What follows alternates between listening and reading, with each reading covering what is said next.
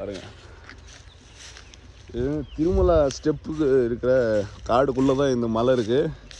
இங்கே பார்த்தீங்கன்னா மேலே திருமலா வந்து திருப்பதி போகிற பஸ் இந்த ரோட்டில் தான் இப்படி வந்துட்டு போவோம்.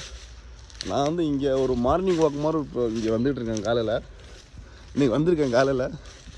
இங்கே பார்த்தீங்கன்னா இந்த பப்பாளி மரம், அப்புறம் வந்து இந்த லால் சந்தனம், அந்த மாதிரி வந்து நிறைய மரங்கள் இங்கே பார்க்க முடியும் உங்களால். இந்த சைடு பார்த்தீங்கன்னா இந்த மான்லாம் இருக்கும். பார்த்தீங்கன்னா மான்லாம் நிறைய வருது. இங்கே பாருங்கள், இந்த மாதிரி பஸ்ஸு வேன்லாம் சைடு போகும்.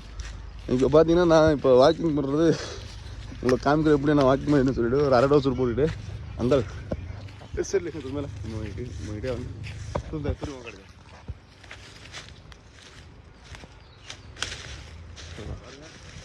இங்கே தான் நடந்துகிட்ருக்கேன். இது வந்து ஒரு மார்னிங் வாக்கு மாதிரி. இப்போ காலையில் சொன்னால் கரெக்டாக ஒரு 7-8 ஆகுது.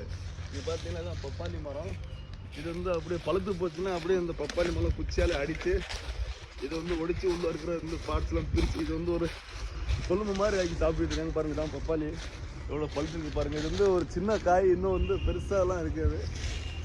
பெருசாலாம் உங்களுக்கு அந்த சைடு எல்லாமே பார்த்தீங்கன்னா பப்பாளி மரம் தான். அங்கே பார்த்தீங்கன்னா இல்லையா, இங்கே இருக்குது பாருங்கள் பெருசாக பப்பாளி. இது வந்து பப்பாளி தான் அந்த குழம்பு மாதிரி செஞ்சு சாப்பிட்றாங்க. நான் இதுக்கு முன்னாடி நான் சாப்பிட்டதே கிடையாது. ஆனால் சாப்பிட்டு பார்த்தா நல்லா சூப்பராக இருந்துச்சுங்க.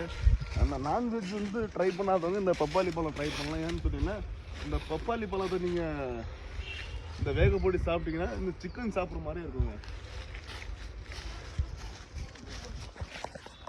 அதுதான் ஸ்டெப்ஸு. இந்த மேலே ஏறுறாங்க பார்த்தீங்கன்னா, அலிப்பூர்லேருந்து மேலே திருமலா வரைக்கும் ஏறுற இந்த ஸ்டெப்புக்குள்ளே தான் இது காட்டுறீங்க. அப்போ லைக் பண்ணி ஷேர் பண்ணுங்கள், சப்ஸ்கிரைப் பண்ணுங்கள்.